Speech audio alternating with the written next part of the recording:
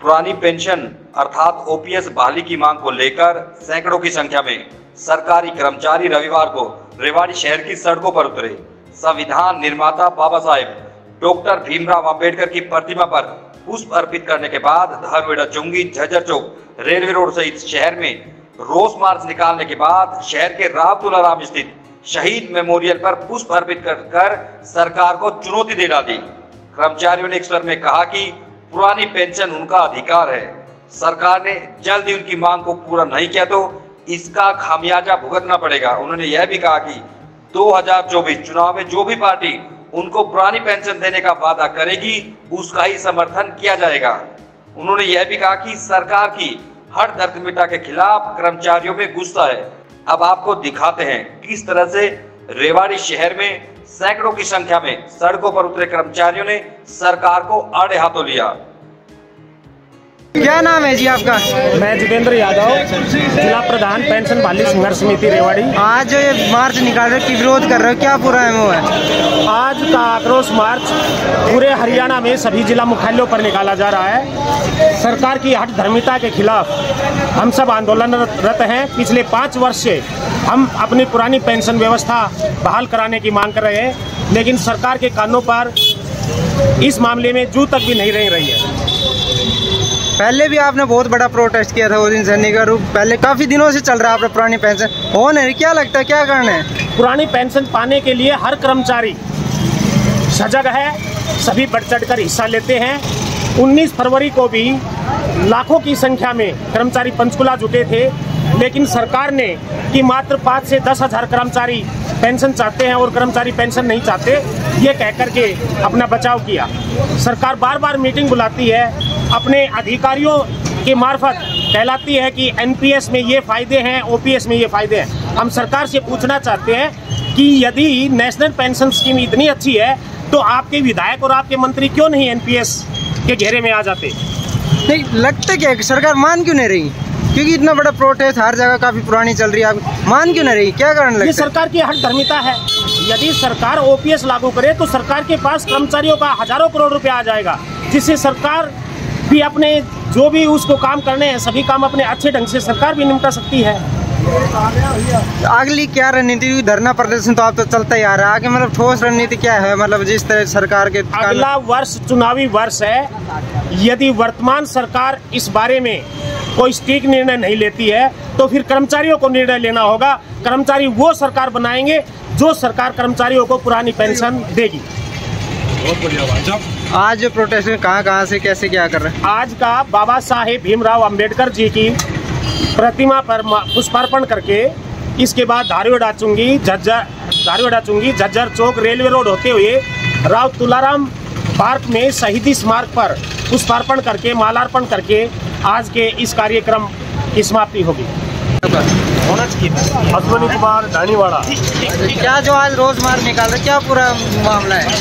आज हमारी जो जायज़ मांग है पुरानी पेंशन बहाली, उसके लिए संघर्ष कर रहे हैं और हम ये संघर्ष सभी कर्मचारियों के लिए कर रहे हैं, केवल हम अपने लिए नहीं कर रहे हैं, क्योंकि ये हमारी जायज़ मांग है कि जब हम एक कर्मचारी इतने वर्षों तक सरकार की सेवा करता है तो उसको इतना तो उसका हक बनता है, उसको सेवानिवृत्ति के बाद भी इतना पैसा तो मिले कि वो अपना गुजारा आराम से सम्मान के साथ कर सके, क्योंकि वो सरकार के सम्मान के लिए इतना प्रयास करता है, हर काम बहुत अच्छे से करता है और ये एक हमारी जायज़ मांग है। और ये हमारी जायज़ मांग, हमें ये भी उम्मीद है कि ये जो हमारी मौजूदा सरकार है हमारी जायज़ मांग को मानेगी और स्वीकार करेगी और एक दिन इसको बहाल भी करेगी। आज किस चीज़ का नारा लगा रहा? की आवाज़ सुनिए और जनता चाहती है आगे मतलब क्या रणनीति रहेगी? मतलब आगे ये तो धरना प्रदर्शन तो चल ही रहा है, आगे भी हम संघर्षरत रहेंगे और हम ये चाहते हैं कि हम अपना विरोध शांतिपूर्वक दर्ज कराएंगे। जय हिंद। क्या नाम आपका? क्या पूरा जो आज आप ये रोष प्रदर्शन कर रहे हैं क्या है? महावीर सिंह, हरियाणा विद्यालय अध्यापक संघ जिला रेवाड़ी का मैं अध्यक्ष हूँ। इंग्लिश कई लंबे अरसे से संगठन के अलग अलग पद पर मैं रहा हूँ। ये हमारे हकों की लड़ाई है। एक एम्प्लॉइज़ जब सर्विस में आता है तो उसकी इच्छा होती है और एक समाज का एक डेडिकेशन भी होता है कि मेरा बच्चा सरकारी सेवा में जाएगा तो उसकी पेंशन बढ़ेगी। लेकिन 1 जनवरी 2004 को जो ओल्ड पेंशन स्कीम ख़त्म की और सेंट्रल गवर्नमेंट ने 1 जनवरी 2006 को old pension scheme Haryana state government ने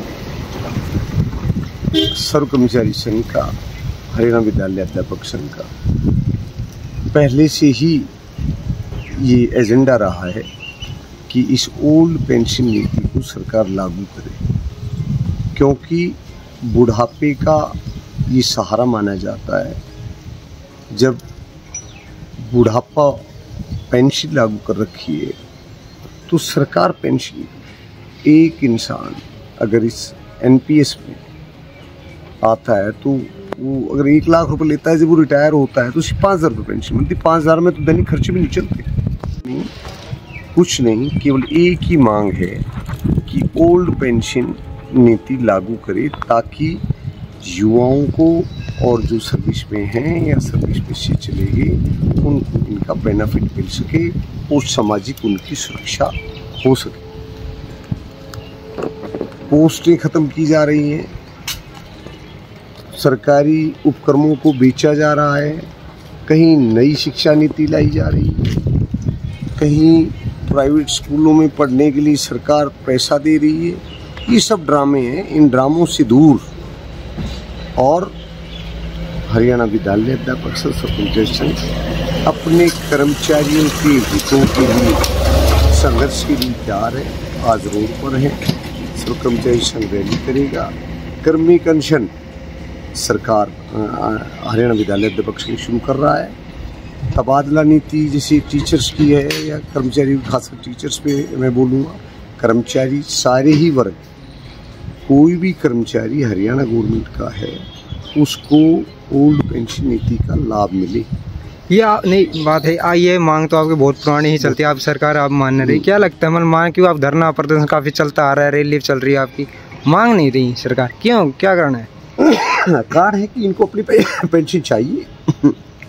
एक एमएलए, एक सांसद तो 30 साल 28 साल सर्विस करते हुए एक सरकारी कर्मचारी अपनी मेहनत से, अपने समर्पण भावना से जब वो कार्य करता है तो उसकी पेंशन क्यों नहीं?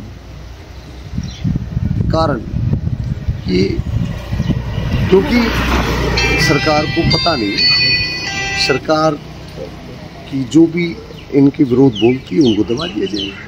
पॉलिसी लागू करती है, कोई ना कोई एजेंडा लागू करती है। नहीं, ये धरना प्रदर्शन तो चल ही रहा है आपका, आगे सरकार के खिलाफ या किसके, मतलब आगे क्या रणनीति रहेगी आपके लोग? रणनीति सर्व कर्मचारी संघ और all India employees of India and teachers of India, Haryana विद्यालय अध्यापक संघ जो रणनीति बनाएगा उसके साथ सारे हरियाणा प्रदेश के इंडिया के कर्मचारी होंगे, चाहे वो कोई भी संगठन हो। आगे 2024 इलेक्शन भी आ रहा, लोकसभा विधानसभा, आपकी क्या है उसको लेकर? नहीं, उसमें ये हमारा एक ही हक है,